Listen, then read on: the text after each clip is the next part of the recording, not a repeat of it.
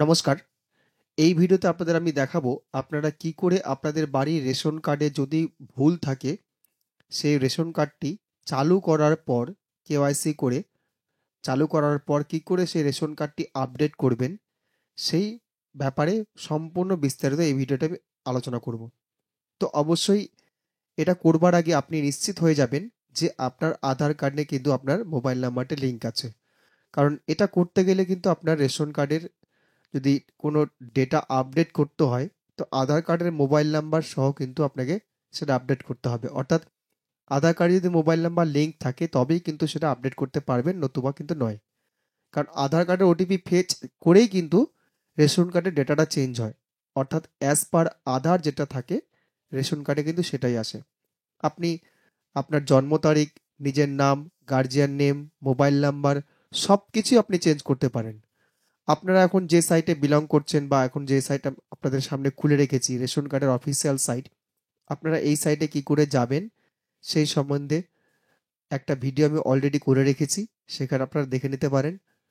আমি এখানে জাস্ট আমার রেশন কার্ডের আপডেট আমি কি করে করব সেই ব্যাপারে বোঝাচ্ছি। এই দেখুন সিটিজেন হোম, এই সিটিজেন হোমে আমাকে ক্লিক করতে হবে।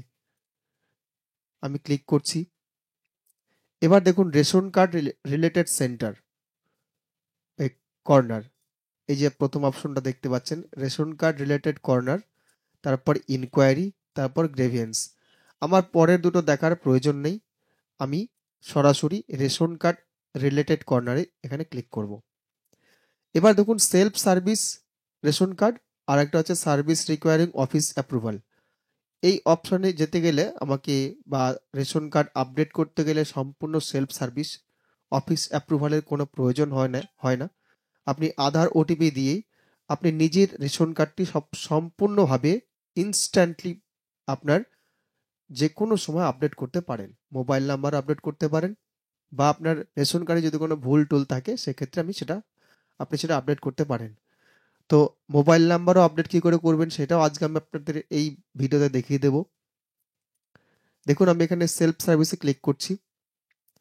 এবার দেখুন যে অপশনগুলো এখানে অ্যাভেলেবেল আছে, convert your subsidise ration card, অর্থাৎ যদি কোনো সাবসিডাইজ রেশন কার্ড থাকে, আপনি ধরুন সেটা সাবসিডাইজ রাখতে চাইছেন না, সেক্ষেত্রে এটা করতে পারেন। স্প্লিট ফ্যামিলি বাই আধার, অর্থাৎ আপনি একটা এক্সিস্টিং বড় ফ্যামিলিতে আছেন, আপনি তিনজনকে নিয়ে একটা এক্সট্রা ফ্যামিলি করতে চাইছেন, সেক্ষেত্রে এটা ক্লিক করতে পারেন। এবার বলছে link Aadhaar two activate the ration card, যদি রেশন কার্ড অ্যাক্টিভ না থাকে আপনি এখান থেকে রেশন কার্ড অ্যাক্টিভ লিঙ্কে যেতে পারেন। স্যারেন্ডার আরসি, অর্থাৎ যে রেশন কার্ডটা আপনি বর্তমানে ইউজ করছেন সেটা আপনি স্যারেন্ডার করবেন আর রাখতে চান না, সেটা এই অপশনে গিয়ে করতে পারেন। রেশন কার্ড স্যারেন্ডার, এটাও একই জিনিস। এই যে রেকটিফাই অ্যান্ড আপডেট, এই অপশনে আপনাদের আজকে কাজ। এই রেকটিফাই অ্যান্ড আপডেটে যাব এবং সেখানে গিয়ে ক্লিক করব।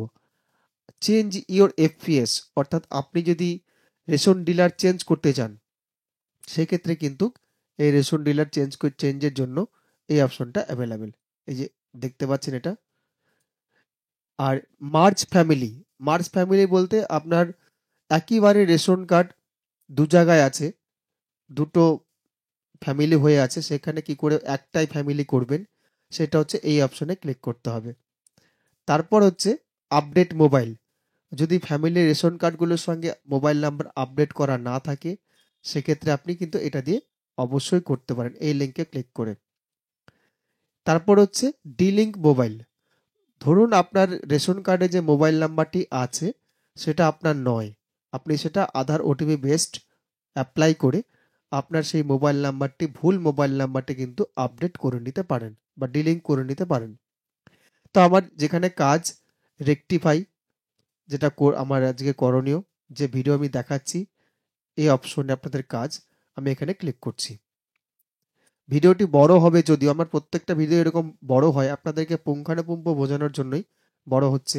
এবার আমি এখানে রেশন কার্ডের নাম্বারটা ইনপুট করছি, নাম্বারটা ইনপুট করে দিলাম। এবার এই যে সার্চ বাটন দেখতে পাচ্ছেন, সার্চ বাটনে ক্লিক করছি। এই যে সার্চ বাটনে ক্লিক করে দিলাম। আমি এখানে একটা ব্লার করে রাখবো, আপনারা সেটা দেখতে পাবেন না। সিকিউরিটি রিজনের দরুন। দেখুন আপনি এখানে কি কি করতে পারছেন। নেম চেঞ্জ করতে পারছেন, জন্ম তারিখ, জেন্ডার, গার্জিয়ান নেম, অ্যাড্রেস। আমি এর ক্ষেত্রে যে কোনো একটা চুজ করে দিচ্ছি। এর জন্ম তারিখটা ভুল আছে, এই জন্য আমি এখানে এজের এখানে ক্লিক করছি। আপনারা চাইলে নেমেও ক্লিক করতে পারেন, আপনাদের সুবিধা মতো আপনাদের যেটা ভুল আছে সেটা করতে পারেন। নেমে ক্লিক করতে পারেন, একসঙ্গে জেন্ডার, গার্জিয়ান নেম, অ্যাড্রেস, এগুলো সবই আপনারা করতে পারেন, কোনো অসুবিধা নেই। আমি এখানে শুধুমাত্র এজটা প্রথমে চেঞ্জ করব, জন্ম তারিখটা, ওই জন্য এজের উপরে ক্লিক করলাম। এবার একটু এই যে এখানে দেখুন চেক বক্স আছে, আধার নাম্বারের লাস্ট 4টা ডিজিট দেখিয়ে দিচ্ছে। এখানে আমি এবার সেন্ড ওটিপিতে ক্লিক করব। আমি আবার দেখাচ্ছি এটা, এই যে দেখুন সেন্ড ওটিপি, এখানে ক্লিক করব। সেন্ড ওটিপি করলে পরেই আপনার কাছে আধার লিঙ্ক মোবাইল নাম্বার যেটা আছে সেখানে ওটিপি চলে যাবে। আমি সেন্ড ওটিপিতে ক্লিক করছি, ঘুরছে দেখুন, এবার ওটিপি কিন্তু চলে গেছে। আমি ওটিপিটা সাবমিট করছি। দেখুন ওটিপিটা সাবমিট করে দিয়েছি, সাবমিট করার পরে এই অপশনটা এসছে। এবার ভেরিফাই অ্যান্ড সাবমিট করছি। এবার দেখুন ডেট অফ বার্থটা এখানে দেখাচ্ছে, যেটা রেশন কার্ডে আছে, এই রেশন কার্ডে হবে ঠিক ডেট অফ বার্থটা।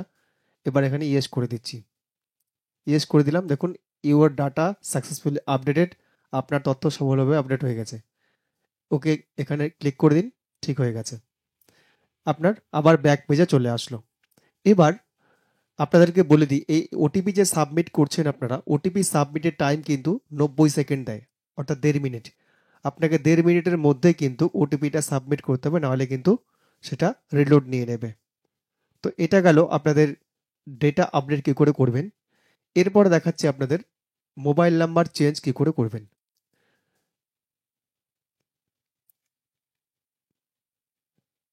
মোবাইল নাম্বারের নিচের দিকে চলে যান, এই দেখুন link ration card with mobile, এখানে ক্লিক করলাম।